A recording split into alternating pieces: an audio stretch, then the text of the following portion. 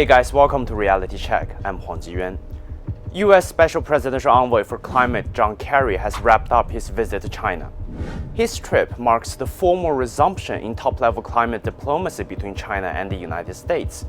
In his meeting with Chinese senior diplomat Wang Yi, Kerry said that our hope is now that this could be the beginning of a new definition of collaboration and the capacity to resolve the differences between us.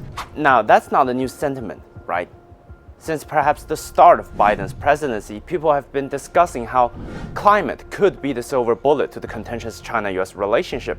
But still, when former Speaker of the House Nancy Pelosi made her ill-advised trip to China's Taiwan region, climate dialogue was halted. So what's different this time?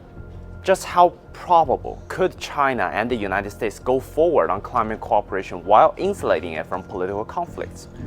We've talked to Helen Clarkson, CEO of the international nonprofit organization, the Climate Group, and here's how she sees it. I think it's really encouraging that this trip has happened. You know, when we look back, something like the Paris Agreement came about because the US and China got together, were collaborating, and they really pushed for that to happen. And we know that collectively they're responsible for 40% of global emissions. So really the whole world looks at both the US and China in order to decide what to do. So the leadership from the two countries is really, really important. So I think it's really promising that this has happened. We're starting to see these conversations start again. We'd really love to see that continue as we go into, Climate Week New York, COP28, and other important moments this year. If you look at COP28 this year, the critical issues there are going to be phasing out fossil fuels, the transition to renewable. Both US and China are very well placed on that transition. The huge exports from China on renewables really, really vital to the rest of the world. So both countries very well placed on that issue.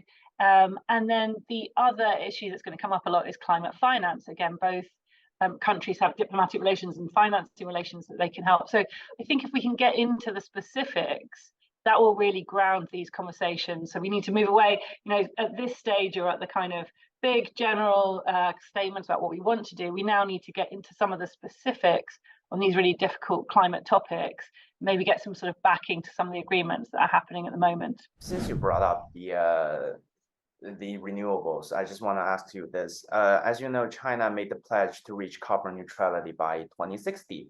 But after the COVID-19 pandemic, there has been some doubts about this. I mean, probably not just on China, but around the world, whether the world can reach their designated goals. So do you see China or the world on course of reaching that? And maybe what are some of the biggest obstacles? So China's commitment is to peak emissions in 2030 and get to carbon neutrality by 2060.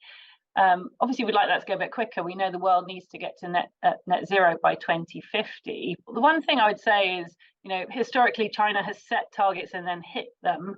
And I think that it tends to set these maybe slightly less ambitious targets, but actually hit them, versus other bits of the world where you might see kind of incredibly ambitious targets and then going slow, and sort of kind of ends out the same.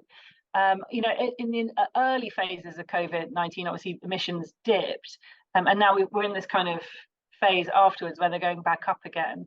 So I think those sorts of issues play out really differently. But I think that China typically sets kind of quite strict plans. And then works to hit them. So I'm not too worried about them hitting the goal that's been set. I'm more worried that that goal is a bit far out, and are there things that can happen that bring it forward?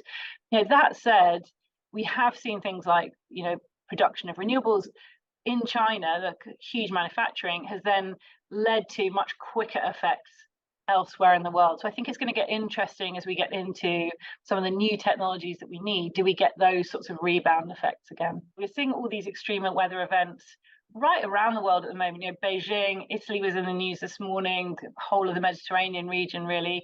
US, we've got wildfires in Canada. I mean, the whole Northern Hemisphere, I'd say, at the moment. So that should show us the urgency. I think the impacts of climate have clearly started.